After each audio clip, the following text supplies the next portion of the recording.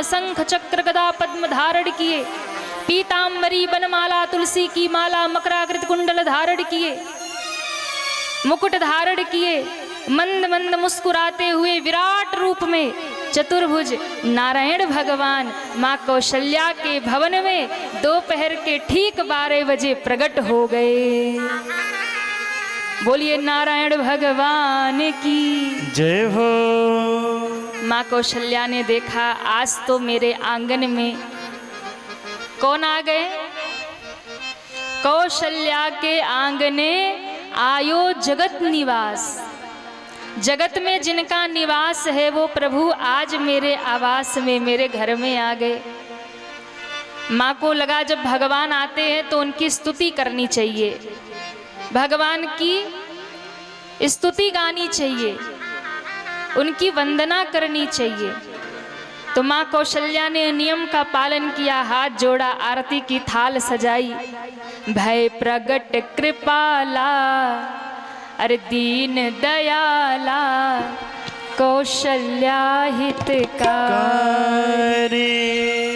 माँ ने हाथ जोड़ करके आरती उतारा, वंदन किया और फिर आरती की थाल नीचे रख के मैया ने मुंह फेर लिया। तो भगवान ने कहा, अरे मैया मैं तुम्हारे घर पे आया और तुम मुंह फेर के बैठ गई क्यों? आपने हमें बुलाया था कि प्रभु बेटा बन के आना, सोई देखो मैं प्रकट हो गया। और ये तो बात अच्छी नहीं है, हाँ, कि आप किसी को अपने घर बुलाओ और वो व्यक्ति आपके घर आए और आप मुंह फेर के बैठ जाओ, बात ही ना करो। तो अच्छा है क्या ऐसा करना? अरे हाँ या ना? अब मित्तल जी हम लोग को कहें कि दीदी जी हमारे घर आइएगा, महाराज जी हमारे घर आइएगा, और हम लोग पहुँचे और पता चला ये उधर मुंह करके बैठ गई, बात ही ना करे, अच्छा लगेगा? माँ कौशल्या मुंह फेर के बैठ गई तो भगवान को भी अच्छा नहीं लगा। भगवान ने कहा, अरे मैया मैं बैकुंठ से धरती पे उतर के आया, अयोध्या में तुम्हारे लिए अपना धाम छोड़कर तुम्हारे घर में आया। माँ कौशल्या ने कहा, आए तो सही लेकिन वचन तोड़ दिया प्रभु आपने, वचन नहीं निभाया आपने। दुनिया के लोग वचन तोड़े तो बात समझ में आती है, आप भगवान होके वचन तोड़ते हैं, अच्छा नहीं लगता। राम जी ने कहा, नारायण भगवान ने कहा, क्या वचन तोड़ा? अरे कहा था बेटा बन के आऊंगा, सोई बेटा बन के आ गया। अगर वचन तोड़ता तो आता ही क्यों? वचन निभाया तभी तो आया। माँ ने कहा, प्रभु आपने कहा था कि बेटा बनकर आऊंगा, आपने कहा था पुत्र बनकर आऊंगा, और हमें यही आस थी आप बेटा बन के आओगे, पर आपने वचन तोड़ा। भगवान ने कहा, क्या वचन तोड़ा बताओ तो सही। माँ ने कहा, हमने कहा था बेटा बन के आना और तुम जगत के बाप बन के आए हो। ये बेटे का रूप है, 4 भुजा लगा के, निज आयुध भुजचारी, 4 हाथ लगा के, शंख चक्र गदा पद्म धारण करके, पीताम्बरी मुकुट धारण करके, विराट रूप, ऐसा बेटा होता है।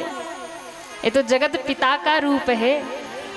तो भगवान ने कहा, माँ क्योंकि तुमने कहा था कि तुम मुझसे भेद मत रखना, आपने ही तो कहा था ना कि प्रभु आप बेटा बनिएगा, लेकिन बेटा बनने के बाद भी मुझे ये याद रहे कि आप ईश्वर हैं, आप भगवान हैं।